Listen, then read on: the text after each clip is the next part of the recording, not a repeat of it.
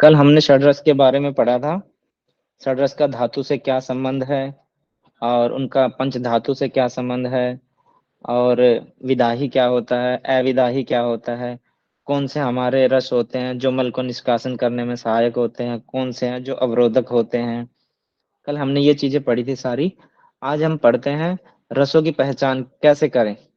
अभी किसी का क्वेश्चन था कि कैसे पता करें कि ये खाना मीठा है, ये तीखा है, ये कैसा है। तो हमारे 6 रस होते हैं: मधुर, अम्ल, लवण, कटु, तिक्त, कषाय। आज हम उनको पढ़ते हैं। तो जो मधुर रस होता है उसके बारे में जानते हैं। जो रस खाने पर तृप्ति, आनंद की अनुभूति कराए, प्रीतुष्टि, प्रसन्नता व मुख में चिपचिपापन उत्पन्न करता है और शरीर को पोषण प्रदान करता है। पोषण मतलब उससे धातुएं बनती हैं, कफ बढ़ता है, स्वाद मीठा होता है। वो सारे के सारे मधुर के रस के अंदर आते हैं। जैसे केला हो गया, जैसे कटहल हो गया। अब आप समझेंगे कि कटहल तो मीठा नहीं होता, पर इसका जो रस होता है आखिर में जाके मीठा ही होता है, भले वो कम होता है। जैसे स्वीट कॉर्न होते हैं, इसका मक्की का आटा होता है। वो जो डायबिटिक वाले लोग होते हैं उनको पता होता है किस किस चीज में मीठा होता है, वो हर चीज को सोच सोच के खाते हैं। तो हमें नहीं लगता कि वो इतना मीठा होता होगा मक्की का आटा, पर असल में गेहूं के आटे में भी मिठास होता है। तो जो शुगर के पेशेंट होते हैं वो खाने में गेहूं के आटे में या मक्की के आटे में कुछ ना कुछ मेथी या कुछ अजवाइन, ऐसी कुछ भी चीज मिला के वो तब खाते हैं, बेसन। अकेली चीज नहीं खाते हाँ, उससे उनका शुगर लेवल बढ़ जाता है। आगे पढ़ते हैं, अमल रस क्या होता है। अमल रस होता है जिस रस का सेवन करने से, सर स्लाइड थोड़ी नीचे लीजिए ना। इसको मैं बड़ा कर देता हूँ। अब ठीक है। हाँ ठीक है। अमल रस, जिस रस का सेवन करने से मुख से स्राव आता है। जैसे आपने देखा ना, जब कुत्ता जब भाग लेता है तो उसके मुंह से लार टपकने लग जाती है, अपने आप ही टपकने लग जाती है। और जब हम भी मतलब सोचते हैं किसी के बारे में, जैसे लास्ट टाइम हमने अचार खाया हो या कुछ भी ऐसी खट्टी चीज खाई हो, जैसे कई लेडीज लोगों को होता है कच्ची आमी खाने का शौक होता है, इमली खाने का शौक होता है, खट्टी चीजें जाने ज्यादा खाने का शौक होता है। और खासकर ड्यूरिंग प्रेगनेंसी वो ज्यादा होता है इसका। तो जिस रस का सेवन खाने से मुख से स्राव होता है, मगर मुख के अंदर पानी आता है अपने आप ही। मतलब आपने महीने 2 महीने पहले वो चीज खाई हो और अब वो आपने सोच ली, तो जैसे ही आपके मुंह में पानी आता है उसके, तो वो अमल रस का गुण होता है। जो जो चीजें आपने खाई है और उसको सोचने से ही आपके अंदर, मुंह के अंदर पानी आ गया, तो समझ लो अमल रस के अंदर आती है। जो रोमांच करा, रोमांच मतलब उससे हमें प्रसन्नता हो, जो जिनका गुण होता है वो ही समझ सकते हैं इसको। जो पित्त प्रकृति के लोग होते हैं। या दंत हर्ष करता है, दंतों में जैसे ज्यादा खट्टा खाने से एकदम से दांतों में वो हो जाता ना, खट्टापन सा पूरे मुंह में, समझते हैं। सेंसिटिविटी बढ़ जाती है सर, थोड़ा दांतों बढ़ में जाती है, हाँ। झिनझिनाहट। और आंख, हाँ, झनझनाहट सी होती है। और जैसे आपने देखी हो कोई आजकल रील्स भी आती है छोटे बच्चों को, मैंने देखी थी एक वीडियो रील्स की, कि छोटे बच्चों को नींबू का रस चटा दिया उन्होंने, वो एकदम से आंखें बंद, उसकी अलग सा मुंह बनाता है। तो आंखों व भ्रुओं को संकुचित करता है, अपने फेस को एकदम से सिकोड़ लेता है, आंखों को सिकोड़ लेता है। तो जिस भी हमने औषधि का या जिस भी हमने द्रव्य का सेवन किया, अगर उससे मुंह से स्राव हुआ उसका सेवन करने से, आंखों और भ्रुवों का संकुचित होता है, तो वो सारे के सारे अमल रस के अंतर्गत आते हैं।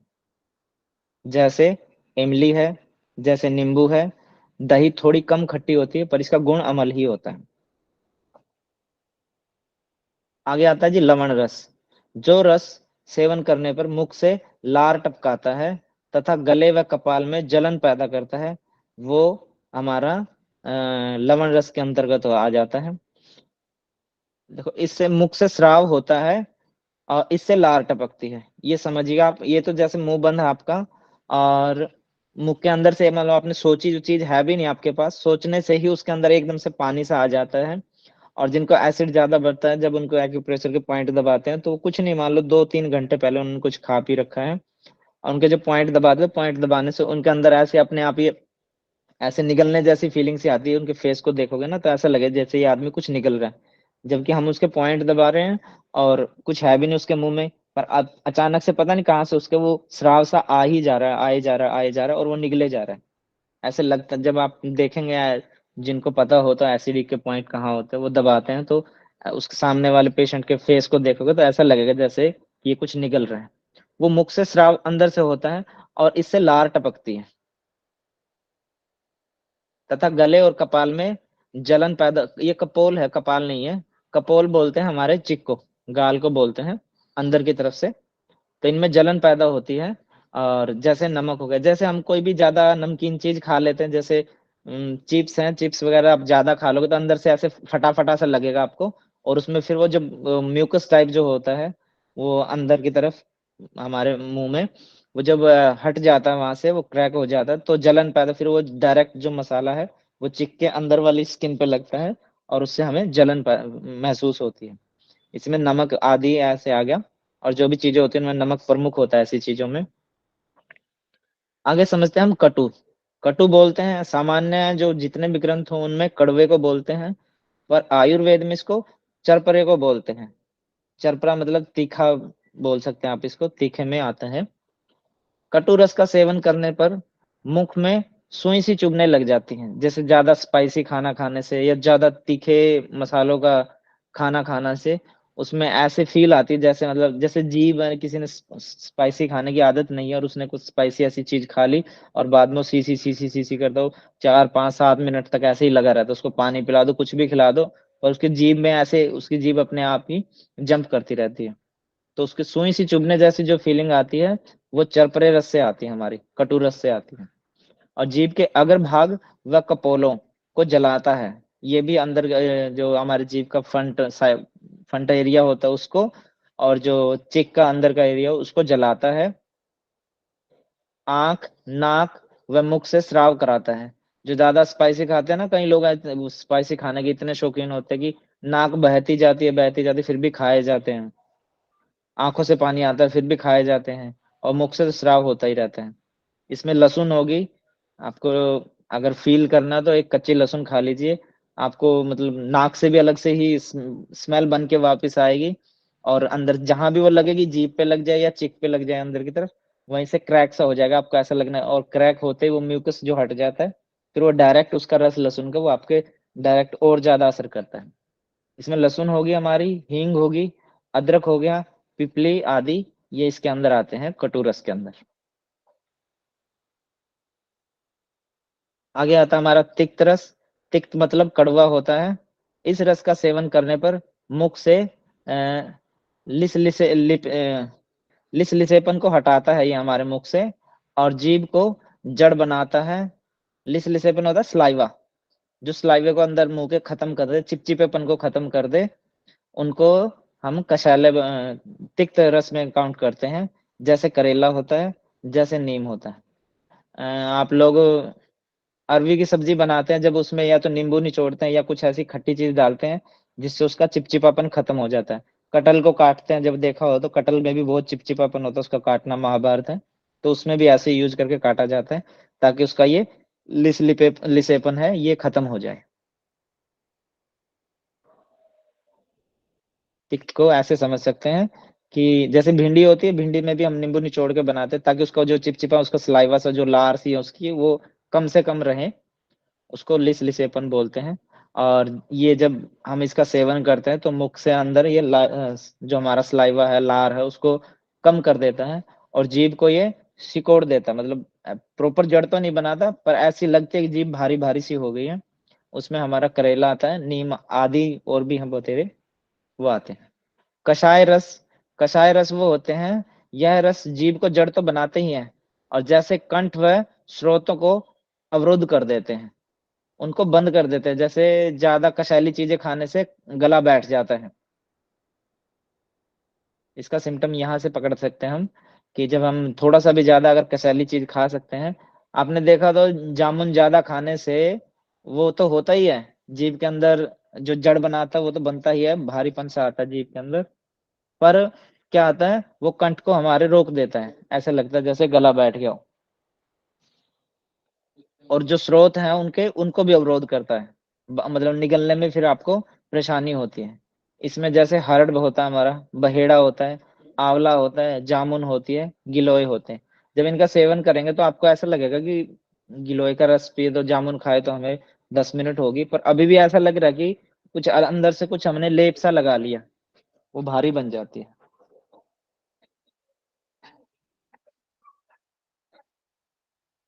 ये हमारे 6 रस हो गए। आगे पढ़ते हैं द्रव्य में पाए जाने वाले गुण। अब जो मेरा क्वेश्चन था प्याज वाला और केले वाला, वो आपको यहाँ से क्लियर होएगा। द्रव्यों के मुख्यतः, द्रव्य समझते हैं हम औषधि को, जो भी हम सेवन करते हैं उन चीजों को। तो द्रव्य से मुख्यतः 20 गुण होते हैं इनके, और जो 10-10 के भाग में जोड़ों में होते हैं। इनके जोड़े बने होते हैं आपस में, एक दूसरे के अपोजिट होते हैं, जैसे वात और कफ वाले होते हैं, ऐसे इनके होते हैं। और यही जोड़े एक दूसरे के विरोधी होते हैं, क्योंकि इनमें प्रत्येक का एक का विरोधी गुण भी होता है। जैसे 20 गुण देखते हैं हम क्या होते हैं। जैसे गुरु पढ़ा था हमने, कोई बताएगा गुरु गुण किसका होता है? कफ का अब गुरु का अपोजिट मधुर। जो होता है वो लघु हो गया हमारा। मंद जो होता है, मंद किसका होता है जी? बात का वात का तो नहीं होता जी। वो लोग शांत होते हैं, धैर्यवान होते हैं, क्षमावान होते हैं। कफ का ही होगा फिर। कब का ही इसका अपोजिट हो गया तीक्ष्ण। तीक्ष्ण किसका गुण होता है, कोई बताएगा? पित्त पित्त का जी, ठीक है। स्निग्ध हमने नहीं पढ़ा था, तो यहाँ स्निग्ध भी आ गया। शीत किसका गुण होता है जी? शीत का अपोजिट हो गया उष्ण, ठीक है। ये स्निग्ध का तो रंध्र हो गया, शीत का गुण हो गया उष्ण। आगे पढ़ते हैं हम। ये श्लेषण होता है, श्लेषण होता है चिपचिपापन, गम्मी टाइप सा, जिसको आप क्या बोलते हैं, उसका अपोजिट खुरदरा हो गया। अब आप इसको समझ सकते हैं क्या हो गया ये। इसमें खुरदरा गुण किसका होता है, कोई बताएगा? वात का। हाँ, वात का होता है गुण, खुरदरा गुण। फिर होता है सांद्र, सांद्र या ठोस, सॉलिड जिसको कहते हैं, उसका अपोजिट होगा द्रव्य गुण। फिर होता है मृदु, सॉफ्ट, कोमल, मुलायम, इसका अपोजिट हो गया जी कठिन, कठोर, हार्ड। फिर होता है सूक्ष्म, सूक्ष्म का अपोजिट हो गया स्थूल। और स्थिर, स्थिर का हो गया सर या चल, चंचल। आगे होता है विशिद, विशद का होता है अचिपचिपापन। और फिर पिछिल वर्ड पढ़ा था हमने, पिछिल कोई बताएगा कहाँ आता है पिछिल?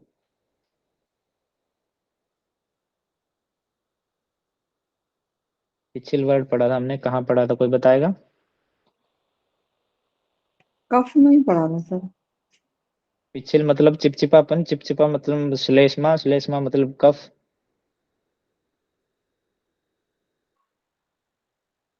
ठीक है जी, म्यूसिलेज कह सकते हैं इसको, स्टिकी कह सकते हैं। ये सब गुण द्रव्य में भौतिक दृष्टि से नहीं अपितु औषधीय दृष्टि से पाए जाते हैं। हम जो देखते हैं ना वो चीज नहीं होती, ये औषधीय गुण होते हैं इसके। सामने से हमें कुछ चीज दिख रही है, पर उसका औषधीय गुण कुछ होता है। जो आप समझ रहे थे ना वो केले में और प्याज में जो मैं बता रहा था, वो देखो यहाँ लिख रखा है। ये सब गुण द्रव्यों में, औषधियों में भौतिक दृष्टि से नहीं होते, बाहर से देखने से नहीं होते, अपितु औषधीय दृष्टि से पाए जाते हैं। और जो पदार्थ देर से पचते हैं वे गुरु कहलाते हैं, और जो शीघ्र पचते हैं वे लघु कहलाते हैं। आप कोई मेरे को बता दीजिए सबसे मंद पाचन क्रिया किन की होती है?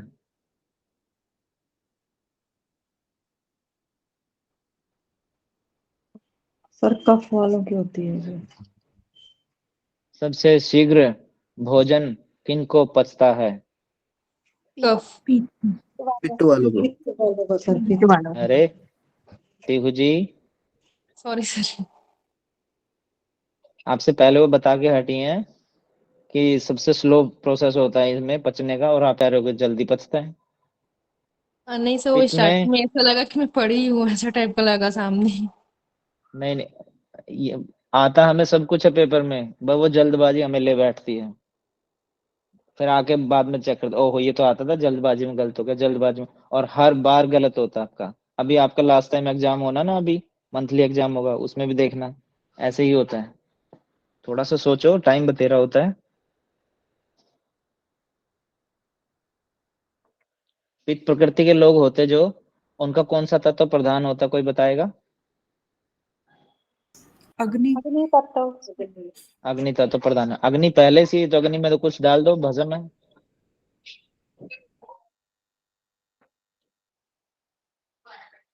द्रव्यों सर के गुरु ये वाला गुण, कॉन्सेप्ट बता देंगे सर।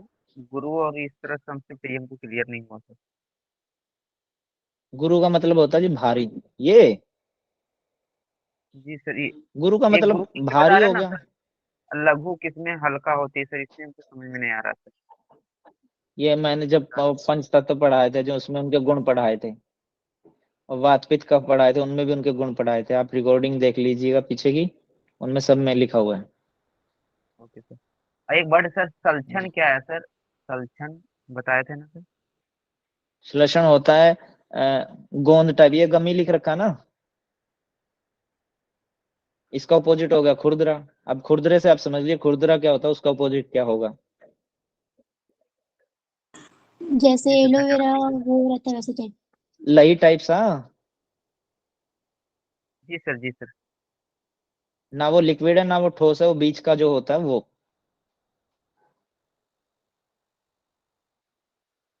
द्रव्यों के ये गुण, औषधियों के ये गुण, उनमें विद्यमान प्रमुख पंच महाभूत जो होते हैं उनके आधार पर पाए जाते हैं। और जिस द्रव्य में पृथ्वी तत्व की प्रधानता होती है वो गुरु गुण गुण के अंतर्गत आते हैं, और जिस द्रव्य में आकाश तत्व की प्रधानता होती है वो लघु गुण के अंदर आते हैं। ऐसे ही पांचों आएंगे, ये मैंने जैसे लिख रखा है इसमें। अब पढ़ते हैं हम, ये तो पढ़ लिया हमने रस, रसों की पहचान कर ली हमने। अब पढ़ लिए उनके गुण, कि कौन से द्रव्य में ये 20 तरह के गुण आ गए हमारे सामने, कुछ नए आ गए, षड्रस हमने पढ़े थे, बाकी ये और भी आ गए। अब पढ़ते हैं कि जो हम भोजन करते हैं वो दिखने में कैसा होता है। जैसे ये लाइन है ना, वे सब गुण द्रव्यों में भौतिक दृष्टि से नहीं अपितु औषधीय दृष्टि से पाए जाते हैं। अब देखते हैं वो औषधीय दृष्टि से कैसे होते हैं। पहला होता है वीर्य। वीर्य को कोई बताएंगे और क्या नाम है वीर्य का आयुर्वेद के अनुसार? शुक्र। शुक्र। और बताएंगे? धातु पढ़ी थी हमने, धातु में पढ़ा था सबसे बल के अनुसार सबसे प्रमुख धातु कौन सी होती है? शुक्र। शुक्र धातु।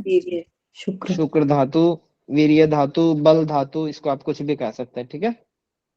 तो यहाँ पोटेंसी लिख रखा तो मतलब बल, उसके अंदर जोर, ताकत, कुछ भी कह सकते हो आप इसको। औषधि में जो रोग के उपचार में मुख्य रूप से सहायक होते हैं वह वीर्य या शक्ति ऊर्जा कहलाता है। औषधि में जो रोग के उपचार में मुख्य रूप से सहायक होते हैं वह शक्ति होती है, ऊर्जा होती है, उसको वीर्य कहते हैं। और वीर्य के आधार पर औषधि द्रव्यों को दो भागों में विभाजित किया गया होता है। एक होता है उष्ण वीर्य और एक होता है हमारा शीत वीर्य। इसे ही लोक व्यवहार में हम अपनी आम भाषा में गर्म तासीर और ठंडी तासीर वाला द्रव्य मानते हैं। अब आपको समझ में आ गया होगा।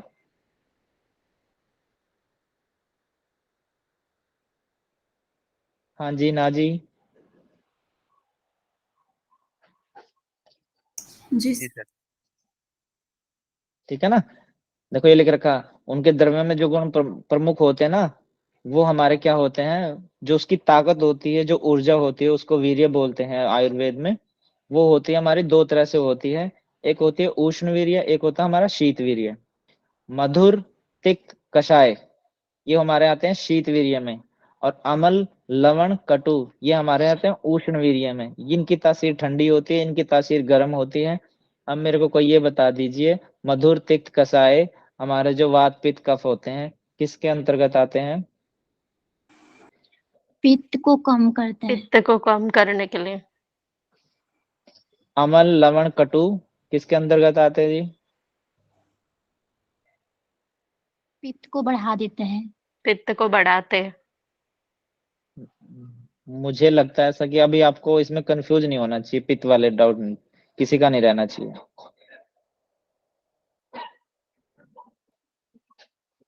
ठीक है जी। ये षड्रस आप अच्छे से समझ लीजिए, इनकी सीक्वेंस आती ही आती है, और ऐसे ही क्रॉस चेक करके पूछा जाएगा आपसे। बात वही चल रही है पर बार बार घुमा फिरा के बात चल रही है।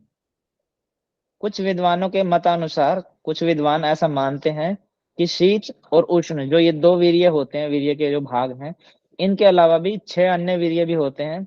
जैसे स्निग्ध, चिकना हमने कहीं नहीं पढ़ा, ना तो षड्रस में आया, ना हमारा शीत में आया, ना उष्ण में आया। तो कुछ विद्वान जो है उनके मतानुसार ऐसा भी है कि इन दो वीर्यों के अनुसार अलावा भी 6 वीर्य और होते हैं। उनमें से हमारा स्निग्ध आ गया, रूक्ष आ गया, गुरु आ गया, लघु आ गया, मंद आ गया, तीक्ष्ण आ गया। हालांकि इसमें से कुछ नाम हमें पढ़े पढ़े से लग रहे हैं, फिर भी हम आगे पढ़ते हैं इनको। इस प्रकार शीत और उष्ण को मिलाकर इनकी संख्या 8 मानी जाती है। पर मुख्य रूप से मैं आपको बताता हूँ, जो हमारे मुख्य रूप से जो हमें क्वेश्चन मिलते हैं वो हमारे यहाँ ये ऊपर वाले जो 10 है ना, इन तक ही रहते हैं, नीचे वालों में से नहीं आता। इसमें आता तो ये पिछला वर्ड है, ये कंफ्यूज करने का। तो पिछला आप समझें, पिछला मतलब चिपचिपा, चिपचिपा मतलब श्लेष्मा मतलब कफ। तो ऊपर से इनमें से पूछा जाता कुछ ना कुछ क्रॉस चेक करके आपसे, किसी को किसी से कोलरेट करके सही मिलान में पूछा जाएगा, या इनकी सीक्वेंस पूछी जाएगी। हालांकि इनकी सीक्वेंस तो नहीं है, पर ऐसे पूछा जाएगा किसी न किसी से मिला के। इनकी संख्या 8 मानी गई है। अब हमने पढ़ लिया कि उसका एक तो पढ़ लिया हमने कि उसकी तासीर क्या होती है, वो गर्म तासीर के होते हैं या ठंडी तासीर के होते हैं। ठीक है जी, मान लिया हमने। अब पढ़ते हैं उसका विपाक भी होता है उसके अंदर एक विपाक। पढ़ते हैं किसको, आफ्टर टेस्ट, टेस्ट के बाद। अब मेरे को कोई बताए, कोई ज्यादा चाय पीने का शौकीन है, कोई हैंड रेज करे, टी लवर हो कोई। एक मैं थी हूँ नहीं। एट प्रेजेंट की बात बताओ जी।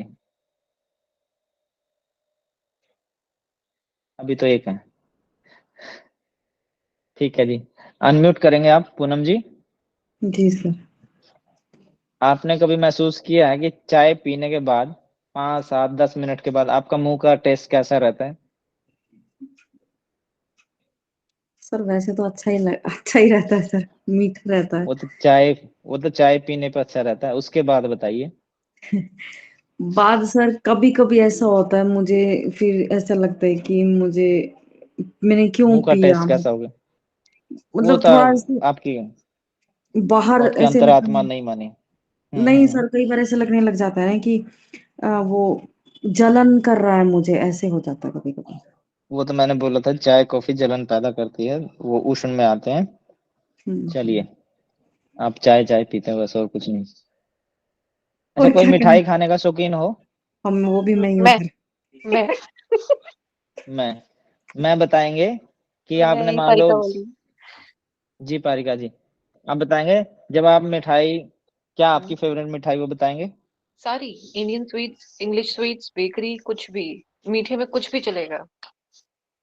मीठा खाने के बाद कुछ भी हम्म 5-2 मिनट के हम्म बाद आपको मान लो अब फिनिश हो गया, हम्म मुंह खाली हो हम्म गया, मुंह के हम्म अंदर सिर्फ सलाइवा हम्म है, तो हम्म। आपको कैसा मतलब टेस्ट आता है बाद में? बहुत टेस्टी लगता है, जो भी मिठाई खाई थी उसका टेस्ट रहता है, जो भी, चाहे वो किसी भी फ्लेवर में हो वैसा। प्लस प्यास बहुत लगती है। प्यास तो लगती है ना, हम्म। वो तो अलग बात है। और पीहू चाय जी का आप जैसे बताएंगे, जो जो मैं सर, जो पूछ रहा आप हूँ वो चाय का पूछ जवाब रहे नहीं थे, आया।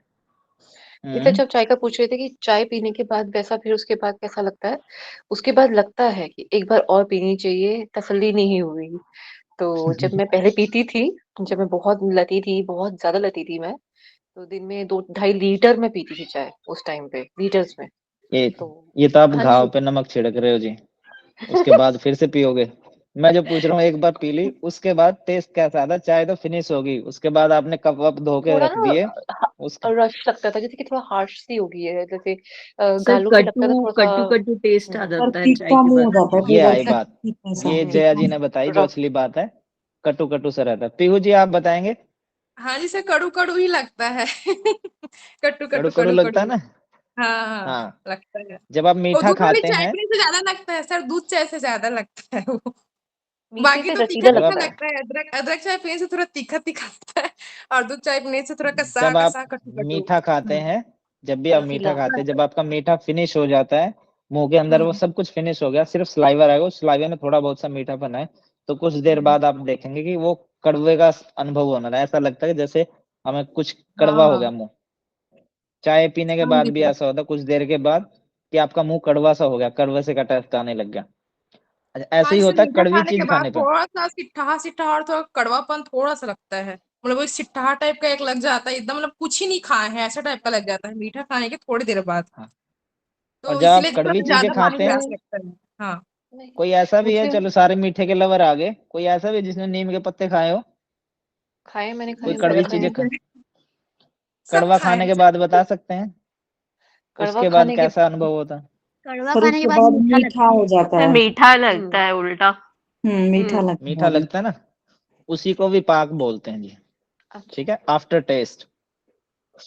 जठराग्नि के संयोग से द्रव्यों के पाचन के समय जो अन्य रस उत्पन्न होता है, एक तो रस होता है हमने जो भोजन हमने जो ग्रहण किया उसका उसका कीट भाग बन गया, एक सार भाग बन गया, लेकिन उसके अलावा एक अन्य रस उत्पन्न होता है, उसे ही विपाक कहा जाता है। देखो हमने खाया मीठा था, आज जाके हमारा मीठा ही बनना चाहिए था, वो अलग बात है कि किसी की प्रकृति होती है उसको जलन करता है, किसी की प्रकृति उसको, हालांकि मीठे का गुण होता है वो हमने सबने पढ़ लिया, मधुर का गुण होता है कफ बढ़ाने का, तो पित्त बढ़ना नहीं चाहिए, पित्त शांति होना चाहिए, पर किसी किसी का बढ़ जाता है वो शरीर की अलग बनावट होती है, उसकी प्रकृति होती है। मान लो हमने कुछ भी मीठा खाया, पर खाया हमने मीठा और उसका रस जो मुंह के अंदर आ गया वो आ गया हमारा कड़वा, तो जो अन्य रस उत्पन्न होता है उसे विपाक कहते हैं। और यहाँ से ये रस विपाक वाला है, यहाँ से क्वेश्चन आता है, आप इसको ध्यान से पढ़ेंगे। पाचन की अंतिम अवस्था में द्रव्य का सार और कीट भाग ये तो अलग अलग हो गए, मल भाग के अलग हो जाने पर साग भाग केवल रस के रूप में शेष रह जाता है, जो हमारा हार्मोन्स का काम करता है, जो हमारे न्यूट्रिशन का काम करता है और उससे हमारी सब धातु बनती हैं। यह द्रव्य का एक नया रूप होता है, कौन सा? विपाक। यहाँ तक तो ठीक है, सार भाग अलग हो गया और उसको रस के भाग में हमने ले लिया और हमारी आंतों में वो एब्जॉर्प्शन हो गया। आगे आता है, यह जो द्रव्य होता है यह एक नया रूप होता है और इसका रस भी नया उत्पन्न होता है, इसे ही विपाक कहा गया है। अब पढ़ते हैं विपाक के भेद। रस के आधार पर विपाक के 3 भेद होते हैं, जो इस प्रकार है। वो जो हमने कुछ भी खाया उसके बाद जो टेस्ट होगा वो हमारा जो विपाक होगा वो हमारा मधुर भी हो सकता है, अमल भी हो सकता है और कटु भी हो सकता है। बाकी के 3 नहीं होते जो बच गए, ये 3 ही होते हैं। मान लो हमने मीठा खाया, मीठे के बाद या तो कड़वा ही फील होगा या खट्टा ही फील होगा या मीठा ही फील होगा। कड़वा खाया तो उसके बाद मीठा भी फील हो सकता है, कटु भी फील हो सकता है, कटु खाया तो उसके बाद खट्टा भी फील हो सकता है हमें और मधुर भी फील हो सकता है।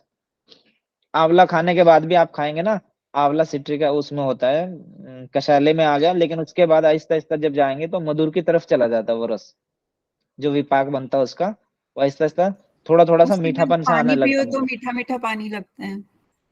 हाँ, हालांकि पानी का कोई गुण नहीं होता, कोई उसका रंग नहीं होता, कोई उसका स्वभाव नहीं होता।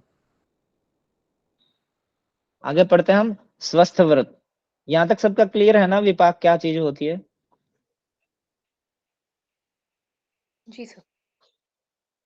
ठीक है, इसमें 2 ही चीजें होती हैं, एक विपाक होता है, एक हमारा ये रस हो गया, वीर्य हो गया। वीर्य हम ये ठंडी तासीर का है या गर्म तासीर का है ऐसे समझ सकते हैं। उसके बाद ये इसकी 6 और इनके वीर्य आ जाते हैं और एक होता है हमारा विपाक। यहाँ तक इतना समझ में आ गया। अब आगे पढ़ते हैं क्या होता है। आगे पढ़ते हैं स्वस्थ व्रत।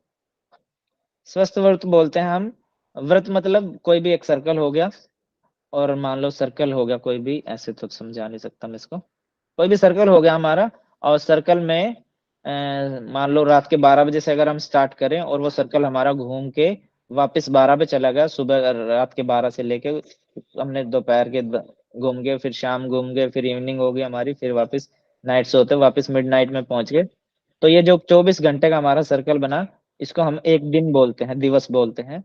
और इसमें हम जो जो भी करते हैं वो हमारा स्वस्थ व्रत के अंदर आता है। जीवन जीने का जो सही तरीका होता है वो हमारा स्वस्थ व्रत कहलाता है। और इसके अंतर्गत 2 चीजें आती हैं, एक आती है हमारी दिनचर्या, एक आती है हमारी ऋतुचर्या। दिनचर्या हमारी वैसे तो जो सूर्य उदय से लेके और सूर्य अस्त तक की होती है जो भी हमारी एक्टिविटी, उसको हम दिनचर्या में काउंट करते हैं। पर दिन मतलब अगर इसको दिवस के हिसाब से बोलें तो ये एक दिन हो गया हमारा। तो इसमें हमने जैसे मान लो हम ब्रह्म मुहूर्त में उठे सुबह 4 बजे, तो फिर दोपहर होगी, शाम होगी, रात होगी और वापस से फिर सुबह 4, ये पूरा एक दिवस हो गया, तो इसको दिन मानते हैं। और दिनचर्या का इसको अगर तोड़े तो इसमें दिनचर्या और रात्रिचर्या दोनों आ जाती हैं। हालांकि रात्रिचर्या वो आता दिनचर्या के अंतर्गत ही है। अब पढ़ते हैं दिनचर्या होती क्या है? क्या रात्रिचर्या ऋतुचर्या होती है।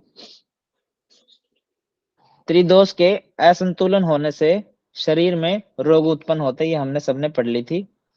जो हमारे वात पित्त और कफ होते हैं, अगर वो समदोष में है तो हम रोगी नहीं है, और ये इम्बैलेंस हो जाते हैं, असंतुलन हो जाते हैं इसमें, या बढ़ जाते हैं या घट जाते हैं, तो इनसे यही दूषित होकर हमारे शरीर को दोष पैदा करते हैं, उनको हम रोग कहते हैं। हमारा शरीर रोगी बन जाता है। इन दोषों के असंतुलन की साम्य अवस्था बनाए रखने के लिए आयुर्वेद में दिनचर्या और ऋतुचर्या में आहार विहार का उल्लेख है, जिसे स्वस्थ व्रत के नाम से जाना जाता है। अब मेरे को कोई ये बता दीजिए, आयुर्वेद के हमने 2 उद्देश्य पढ़े थे, वो क्या पढ़े थे? कोई भी एक अनम्यूट करके बता दीजिए। सर जो स्वस्थ है उसको स्वस्थ रखना और जो रोगी है उसको ठीक करना। हाँ, ठीक है जी। और देखो, कई लोग होते हैं ठीक ठाक होते हैं फिटनेस में, वो बोलते हैं हमें क्या जरूरत है एक्सरसाइज करने की, क्या जरूरत है सैर करने की, क्यों खाएं हम कॉन्शियस होके, हम तो जो फंसेगा वही खाएंगे। तो देखो ये कहता है ना, इन दोषों के असंतुलन की साम्यावस्था को बनाए रखने के लिए और आयुर्वेद में दिनचर्या और ऋतुचर्या में आहार विहार का उल्लेख है। और आयुर्वेद भी कहता है कि जो व्यक्ति ठीक है वो ठीक ही बना रहे, उसके लिए उसको आयुर्वेद का पालन करना पड़ेगा। जो रोगी हो गया जो व्यक्ति, वो पहले उसको रोग को ठीक करेगा, फिर वो पहले स्टेप पे चले जाएगा। वो ठीक हो गया तो अब उसको ठीक रहने के लिए पालन करना चाहिए। हम किसी को बोलते हैं ना कि सुबह उठ के पानी पीना चाहिए, नहीं मेरे को कौन सा कॉन्स्टिपेशन है मैं क्यों पीऊं, तो उसके लिए गलत है। सुबह उषापान करना चाहिए, ब्रह्म मुहूर्त में उठ के पानी पीना चाहिए। अब हम किसी को बोलेंगे सुबह उठना चाहिए, मेधा बुद्धि होती है उससे ये होता वो होता है, नहीं मानेंगे लोग। रात को कम खाना चाहिए, भिखारी की तरह खाना चाहिए, कोटेशन है ना, पर नहीं मानते लोग। जबकि आयुर्वेद कहता है कि अगर आप ठीक हो और ठीक ही बने रहो, इसीलिए आयुर्वेद के 2 उद्देश्य बनाए गए हैं। और ये उद्देश्य सिर्फ आयुर्वेद में ही है, बाकी जितनी भी थेरेपी हमारी, वो सब बोलती पहले आप बीमार होइए फिर हम आपको ठीक करेंगे। आयुर्वेद कहता है आप ठीक और ठीक ही रहोगे अगर आप आयुर्वेद का पालन कर लोगे। वो कहता ही नहीं कि आप पहले बीमार हो फिर मैं आपको ठीक करूंगा।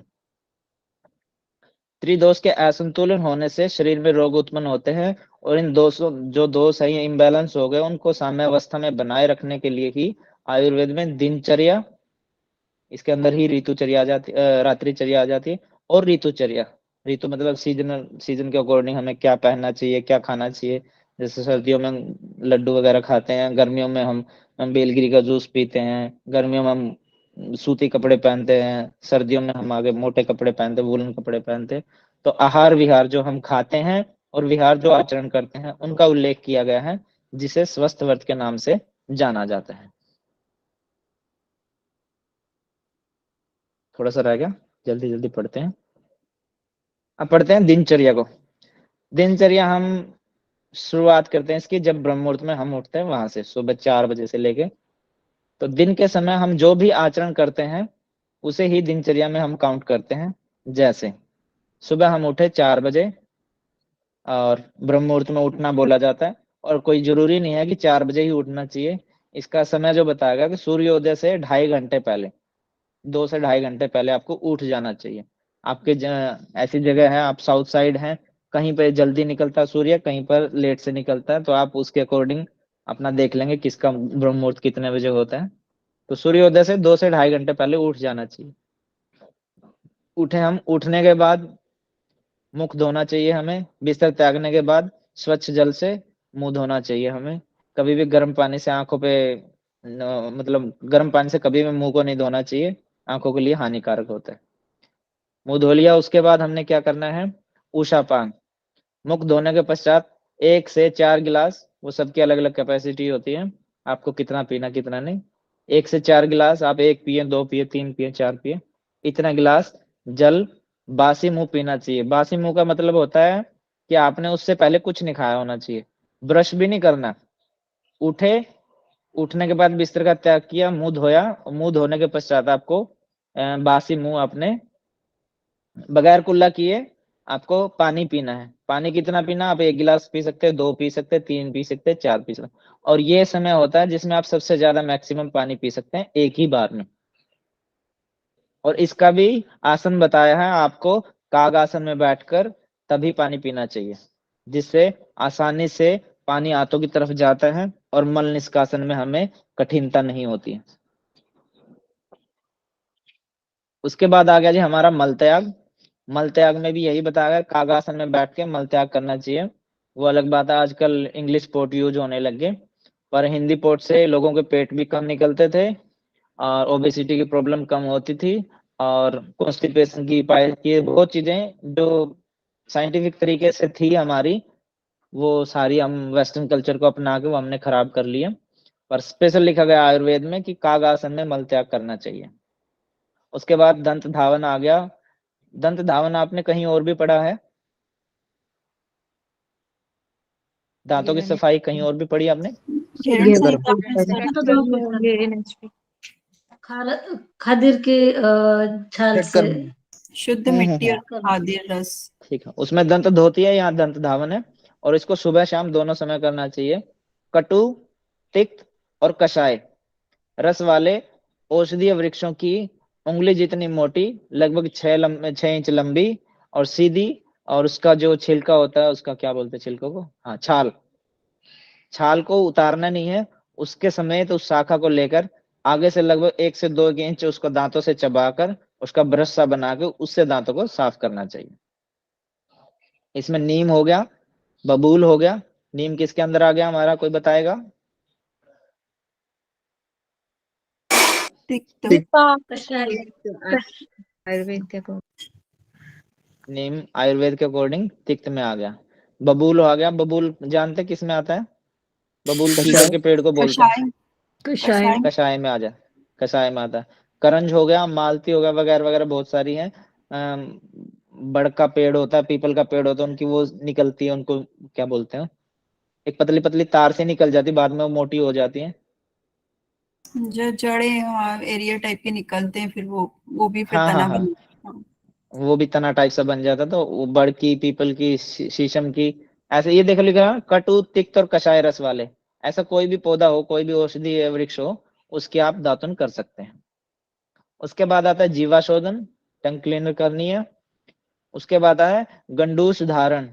जीवा निर्लेखन के बाद जब हमने जीभ को साफ कर लिया, उसके पश्चात तिल या सरसों के तेल से दांतों के चारों ओर उंगली से मालिश कर सकते हैं। कई लोग एक सिपसी लेके और कुल्ला सा करके उसको वापस से स्पिट कर देते हैं।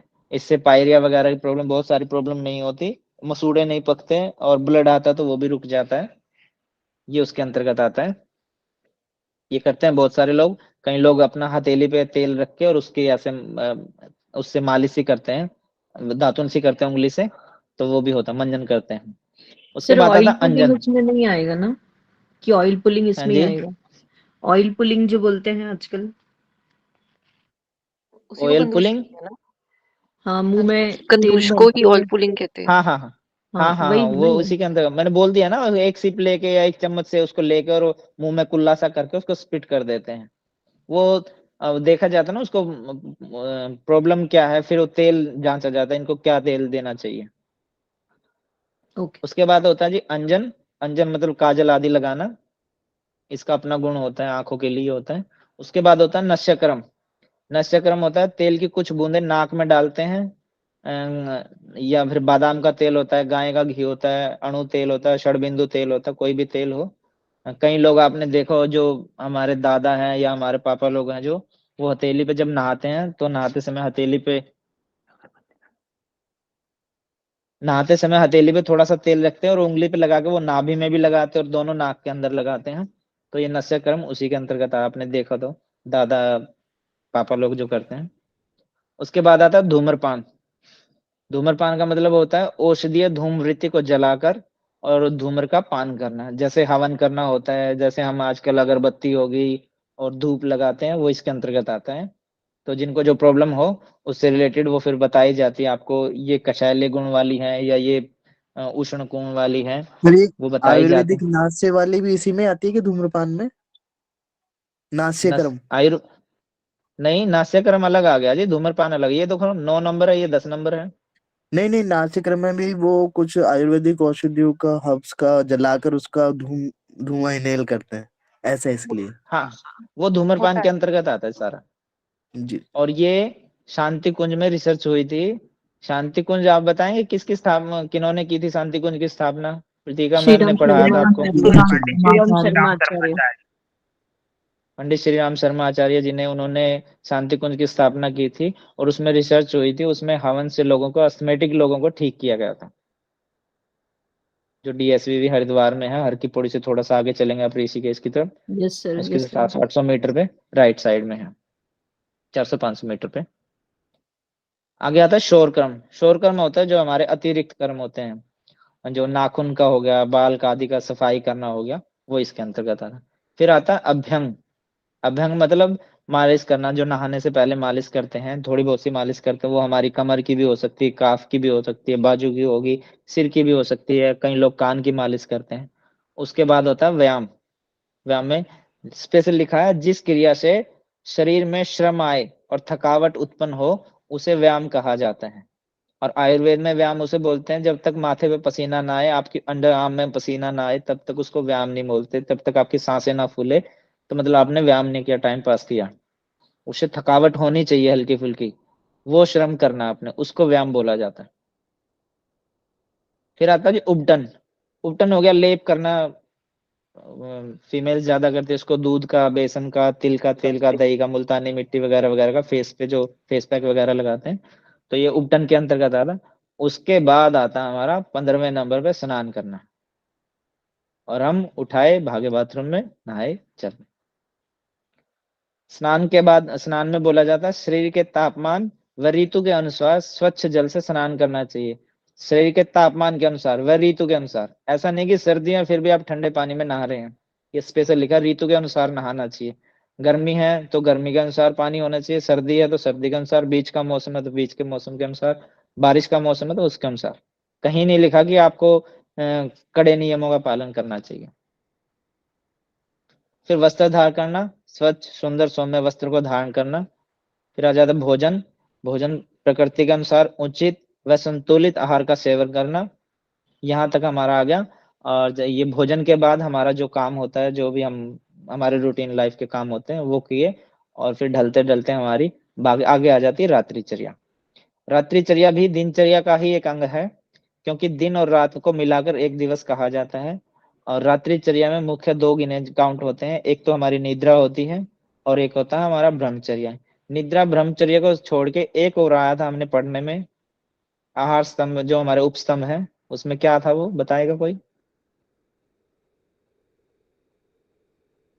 3 उपस्तंभ पढ़े थे उसमें हमने, आहार, आहार, आहार, निद्रा और ब्रह्मचर्य पढ़े थे ना हमने। 3 उपस्तंभ हाँ ऑफ आयुर्वेद। हाँ, जो आहार आ गया वो देखो हमारा दिनचर्या में आ गया, और रात्रिचर्या में हमारी निद्रा और ब्रह्मचर्य आ गया। इसको मिलते हैं, 2 मिनट और रुक जाइए बस आप, इसको देखते हैं।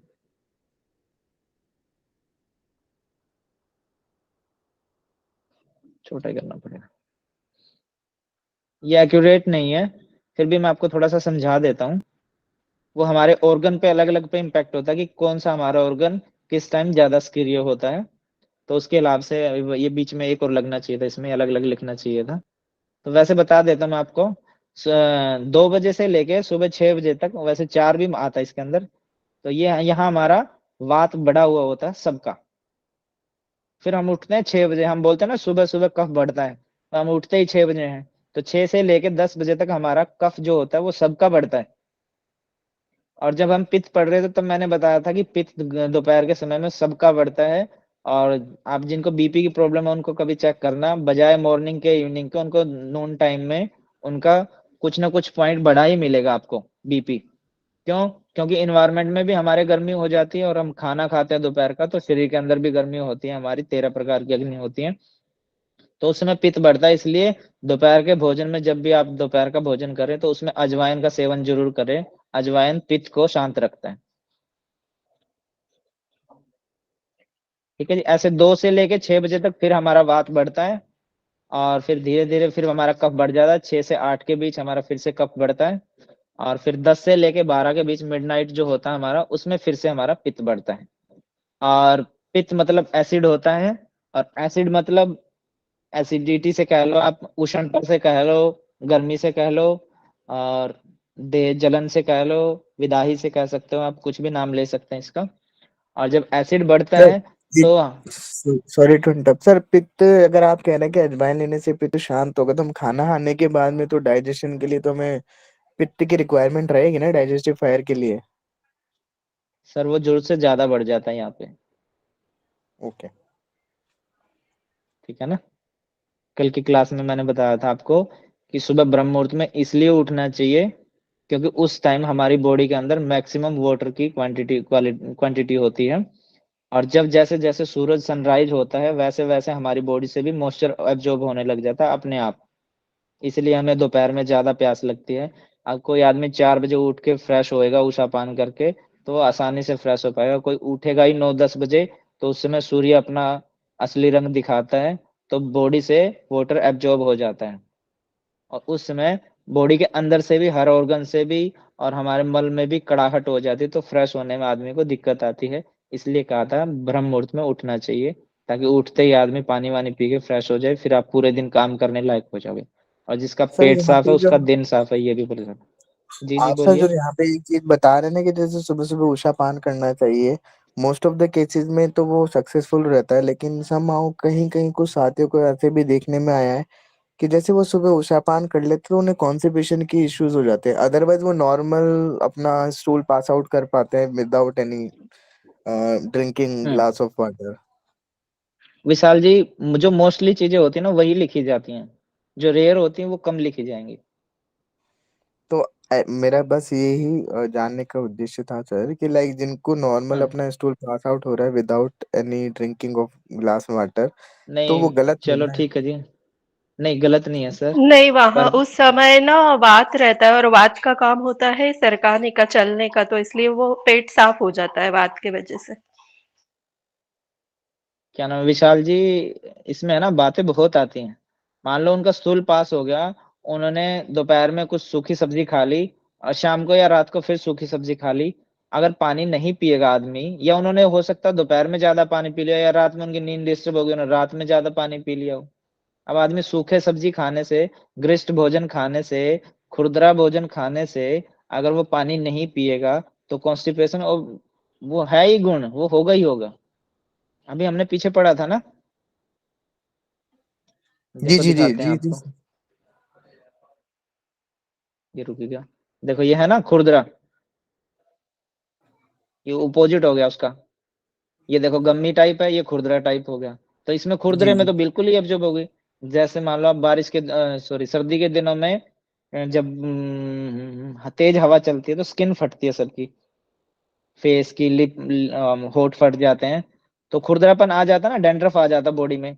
और हम पानी भी नहीं पीते क्योंकि हमें प्यास भी नहीं लगती, और पानी वो उसका गुण होता है। पानी पियोगे तो ही हमारी स्किन अच्छी रहती है, डैंड्रफ की कमी होती है उसमें। नहीं पियोगे तो डैंड्रफ बढ़ता ही है।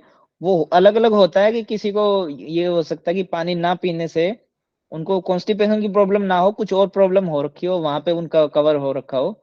अदरवाइज होती है, वो सबको होता है। ये तो आप भी समझते हैं, सूखी सब्जी सूखा खाना खाने से अगर वो पचेगा कैसे, उसको पचाने के लिए होता है ना सब। अब भोजन पेट के 3-4 भाग होते हैं।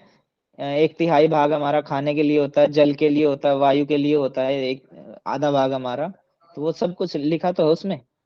आधा मिताहार के लिए छोड़ दिया हमने, 1/3 भोजन किया, और पानी के लिए छोड़ दिया, हवा के लिए छोड़ दिया बाकी। जी सर, जी थैंक यू सर। हाँ, वो सबका बॉडी अलग अलग होती है, पर मोस्टली जो होती है ना वही चीजें लिखी जाती हैं। अब 100 में से अगर 90 केस ऐसे आ रखे हैं जिनको कॉन्स्टिपेशन खुलती है पानी पीने से, तो उनका ही लिखा जाएगा जी। अब यहाँ देखते हैं हम, मैं जो बता रहा था आपको, जो पित्त बढ़ता है वो हमारा रात के टाइम में बढ़ता है। और पित्त बढ़ने से वो जब पित्त ज्यादा बढ़ जाता है तो वो ब्लड में जाता है, ब्लड एसिडिटी होती है। तो आप देखेंगे कि सबसे ज्यादा हार्ट अटैक जो होते हैं हमारे, वो 1 से और 3 के बीच होते हैं। मोस्टली केस में यही मिला है कि 1 से 3 के बीच हमारे हार्ट अटैक सबसे ज्यादा आते हैं। आप पूछेंगे क्या हो गया, वो तो रात को ठीक ठाक खाना खा के सोया था, बस सुबह हम तो गए, गेट अंदर से लॉक था, तोड़ा गेट तो जाके देखा ये मिला, डॉक्टर बोलते हार्ट फेल हो गया, ये हो गया, वो हो गया। तो मोस्टली केस में 1 से 3 के बीच हमारा हार्ट जो होता है वो सबसे ज्यादा सक्रिय होता है।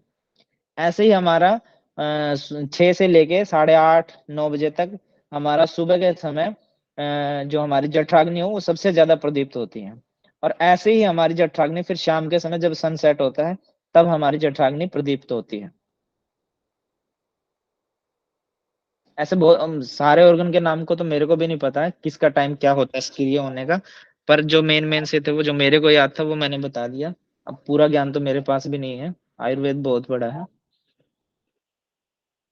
आज के टॉपिक से रिलेटेड किसी को कुछ समझ में नहीं आया हो तो बता सकते हैं जी।